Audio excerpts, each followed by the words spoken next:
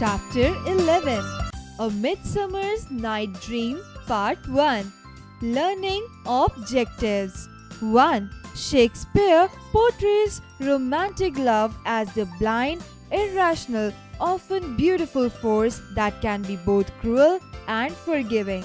2. Understanding the writing technique of Shakespeare. Warm up. Look at the words in the title of the play separately and brainstorm what each word suggests to you. William Shakespeare, 1564 to 1616, was an English poet, playwright, and actor who is widely regarded as the greatest writer in the English language and the world's preeminent dramatist. He is often called England's national poet and the Bard of Avon.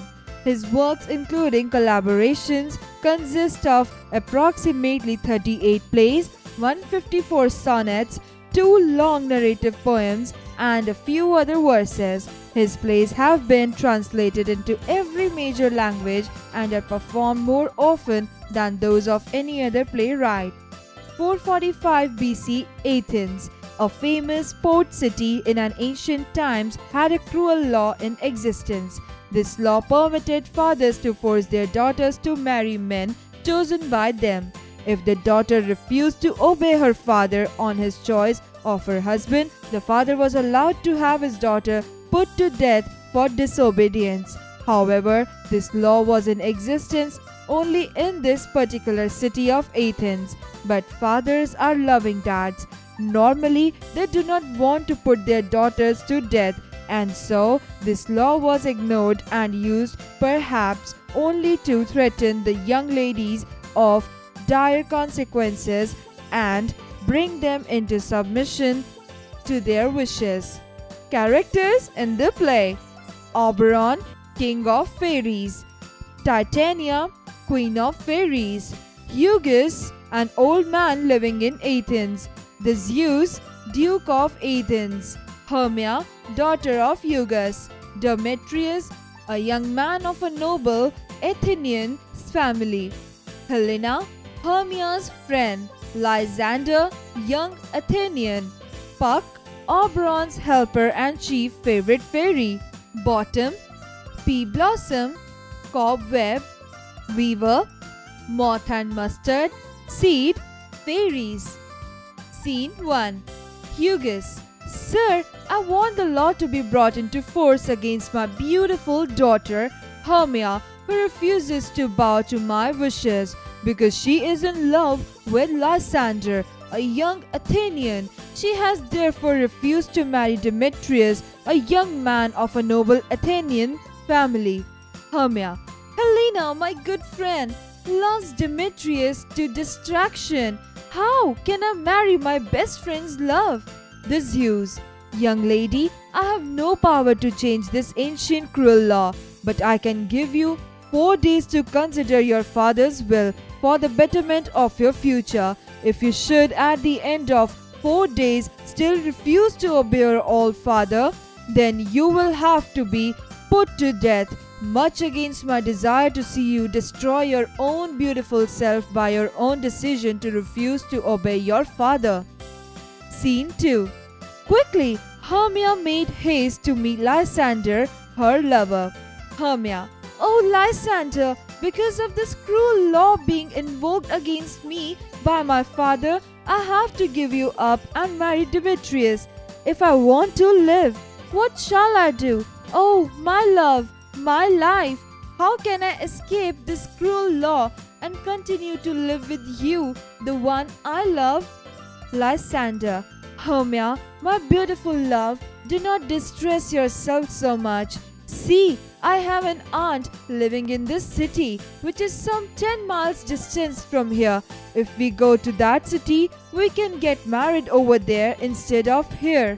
So, in the dead of the night, when your father is fast asleep, you creep out of your house quietly and meet me in the woods outside this place where we once met your friend Helena in the morning in May, and together we will travel to my aunt's home and get married there. There you will be safe from your father and his cruel desire to have you put to death for disobeying him. Okay? Hermia: Yes, I will certainly meet you in the lovely woods at midnight tonight. Whispering to Lysander, Lysander and Hermia parted ways. Helena, passing that way, met Hermia. Hermia: Helena, Lysander and I have decided to leave Athens, the city, with this cruel law and marry. So, goodbye, my friend. Helena, who was jealous in her heart about Hermia, decided to betray her friend. Goodbye, dear. Take care. She went and told Demetrius about the plan, knowing well that Demetrius would chase after Hermia. Scene 3. It was a midsummer night. The woods where Lysander and Hermia planned to meet was the favorite place of those little creatures with wings called fairies. Oberon, the king, and Titania, the queen of the fairies, along with their entourage, held their midnight dances and parties in these woods. The fairy king and queen were at loggerheads at this juncture. They could not meet in peace in the moonlight nor walk in the shade of the pleasant woods before a quarrel would ensue, and then the argument would become so heated till all the fairies in the wood would get into an uproar over the issue between the king and queen. The reason for this unhappy state of affairs was a result that Titania the queen refused to give Oberon the king, a little changeling boy whose mother had been Titania's dear friend. Upon her death, the fairy queen stole the child from its nurse and brought him up in the woods. Now that same eventful night that Lysander and Hermia planned to meet in the woods, Titania was walking along with some of her maids of honor when she suddenly came across Oberon the king, who was attended by his train of fairy courtiers. Oberon: How unfortunate for me to meet you in the moonlight. Oh, proud Titania, quickly said. Titania: What? Is that you, covetous Oberon? Come, fairies, let us skip away from here, as I have promised myself to have nothing to do with him. Oberon: Nay, stay. O fairy queen, do not be so rash as to run away. Am I not your lord? Why does Titania make her Oberon angry? Come now, give me your little changeling boy to be my page, and we will forget the quarrel. Titania: Set your heart at rest, my lord, for you cannot buy this boy from me, even at the cost of your whole fairy kingdom. Oberon: Oh, go your way, O queen, for before the morning dawns, I will punish you for this. Oberon then sent for his helper and chief favorite fairy nicknamed Puck. Actually, his real name was Robin Goodfellow. He was both a clever and mischievous sprite, all playing tricks in the neighboring villages, sometimes getting into the dairies and skimming the cream from the milk, sometimes hiding in the butter churn so that the dairy maid would work without any success to change her cream into butter. Neither were the young men able to escape Puck's trick in the brewing vat, which he caused the ale to get spoiled. Even when a few neighbors met for a sociable drink, Puck would jump into a tankard of ale in the likeness of a masted crab apple, and just as some old woman was taking a sip, he would bob against her lips and spill the ale over her withered chin, causing laughter among the onlookers. Another trick that he would play was to disguise himself as a three-legged stool just behind an old woman who was about to sit down and narrate her sad story to the neighbors, and just when she would bend to sit down, he would slip from under her, and she would topple down in a funny way, causing the others to laugh so much that they would be holding their sides laughing all the while, saying they really did spend a merry hour of laughter. Such were the mischievous antics played by Puck the elf. Oberon: Come here, Puck. and fetch me the flower which girls call love in idleness. Now, the potion drawn when you squeeze the juice of that little purple flower on the eyelids of someone who is asleep would make the person fall in love with whomever the person sees on waking up. I will drop some of that juice on the eyelids of my Titania while she sleeps, and when she opens her eyes, she will fall in love with whatever she sees, even though it is a lion or a bear, a meddling monkey or a busy ape. This way, I will make fun of her till she agrees to give me the boy to be my page, and then only I will remove the charm from her sight with another spell that I know. Puck, who loved mischief, was thrilled with this plan and ran to look for the flower. While Oberon was waiting for him to return, he noticed Demetrius and Helena enter the woods. He overheard the unkind things that Demetrius was saying to Helena. Demetrius, stop following me and leave me alone. Helena, remember how you swore love to me first and how faithful you were to me. Why have you changed like this? You know that Hermia does not love you, but another, so let her go and return to me, for I love you truly. But Demetrius would not listen to her cries. He just left her and began walking away from her fast.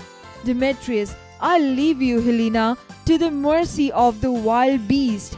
This made Helena all the more to run after him to keep pace with his fast walk, for fear of the wild animals. The fairy king, who in his heart loved true lovers, felt very sorry for Helena. So, when Puck returned with the little purple flower, Oberon to Puck, take a part of this flower and squeeze the love juice on the eyes of the man who is rejecting the love of a sweet Athenian lady, so that when he wakes up and she is near him, he will see her first and begin to love her.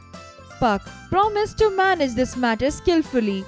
Quietly, Oberon slipped into Titania's bower whilst she was preparing to sleep. Titania, some of you fairies must kill cankers in the musk rosebuds, and some wage war with the bats for their leather wings to make my small elves' coats, and some of you keep watch so that the noisy owl that hoots every night does not come near me. Now let me hear some soft music to put me to sleep. So the fairies got together and began to sing a lullaby. The queen fell asleep hearing the lovely melodious voices of her fairies singing this pretty lullaby. Quietly they all left her to get on with the important task she had assigned them. When all was silent and quiet, Oberon stealthily approached Titania and rubbed some of the love juice on her eyelids, saying, Oberon, what thou seest when thou dost wake, do it for thy true love's sake. Find meaning, existence, alive. Invoked, to use a law in order to achieve something. Distress, extreme anxiety, sorrow or pain. Covetous, greedy. Beast, animals. Ancient, very old. Mischievous, playfully provocative. Assigned, allotted. Entourage, followers. Onlookers, spectators. Loggerheads, to be in an argument. Squeeze, compress. Sleathily, secretly. Exercises, creative expression. Tell your story. A. Do you think Hugus is justified in being angry with his daughter? Why or why not? B. How did you feel when you read Helena's decision to tell Demetrius about Hermia and Lysander's plan? Why did you feel this way? Cross-curricular connect, learning by doing. We read about Hermia in this play. She plays an important role. Based on your understanding, write the character sketch of Hermia in 150 to 200 words. Exercise time. Answer the following questions. Number 1. Why was Hugus angry with his daughter? Answer. Hugus is upset because his daughter Hermia has challenged his authority. When Hugus approaches the Zeus, He has just learned that Hermia rejected his preferred suitor, Demetrius. Presumably, Eugus refers Demetrius for reasons related to wealth and status. 2. What did Hermia and Lysander decide to do? Answer. Lysander and Hermia decide to run away together through the woods so that Hermia doesn't have to marry Demetrius. 3. Why were King Oberon and Queen Titania at loggerheads? Answer. Oberon and Titania are fighting with each other because Titania possesses a changeling human boy who she feels compelled to raise out of respect and love of her good friend, who is the mother of the child and is also dead. Oberon wants the changeling boy so that he could use the boy as his henchman. 4. What did King Oberon ask Puck to do? Answer. Before hurrying away to anoint Titania's eyelids with the flower's juice, Oberon orders Puck to look for an Athenian young being pursued by a lady and to put some of the juice on the disdainful youth's eyelids so that when he wakes up, he will fall in love with the lady. Find their meaning. 1. Rash, impetuous. 2. Sprite, an elf or fairy. 3. Quarrel, fight. 4. Lullaby, a soothing refrain. Fill in the blanks. 1. The woods where Lysander and Hermia planned to meet. 2. The third act of Shakespeare's A Midsummer Night's Dream creates jealousy. And 3. Oberon tells the audience he plans to use the flower and drop the juice of it in her eyes. Take the right options. 1. To whom did Hermia refuse to marry? 1. Lysander. 2. Demetrius. 3. Oberon. Answer 2. Demetrius. 2. To whom did Helena love? 1. Demetrius. 2. Lysander. 3. Oberon. Answer 1. Demetrius. 3. Who was Titania? 1. Empress of Greece. 2. Queen of Fairies. 3. Princess of Romania. Answer 2. Queen of Fairies. 4. Helena was jealous in her heart about 1. Lysander. 2. Demetrius. 3. Hermia. Answer 3. Hermia. Match the following. Column A, column B. 1. The Zeus, Duke of Athens. 2. Demetrius, young man of Athenian family. 3. Hermia, daughter of Eugus. 4. Puck, chief fairy. 5. Oberon, king of fairies. 6. Titania, queen of fairies. Conceptual understanding. Tell your story. Write whether the following sentences are true or false. 1. The cruel law was in existence only in Athens. True. 2. Hermia loved Lysander, a young Athenian. True. 3. The king and queen of the fairies held their midnight dances inward. True. 4. Lysander and Hermia planned to meet in the woods. True. Communication. Writing skills. You have lost your way in the forest where Puck lives. He plays a prank on you, but you are rescued by King Oberon and Queen Titania. Write an interesting episode of 100 words. Reading skills. Read the following telephonic conversation between two friends. Your friend is going to Delhi flight. This is the first time he is boarding a plane. He wants your help. Explain how he is going to do about it. Make pairs and enact the conversation. Friend, I am going to Delhi. You, did you get confirmed tickets? Friend, no, I am going by flight. I have never been to the airport or traveled by air before this. You, I will much tell you. Friend, how much luggage can I carry? You, do it yourself. Listening and speaking skills. The teacher will give directions to different places on the school campus.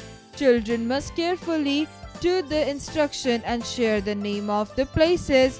For example, go out of the door, turn to your right and walk to the end of the corridor, climb the steps to door right. Where have you reached? Answer: reception area. Life skills. Self-awareness building. Read the pledge on keeping the classroom neat and clean and try to frame your pledge too. Share it with your class teacher. Pledge: we should keep our classroom clean. We should keep the duster on the desk. We should keep our bench clean. We should always throw waste in the dustbin.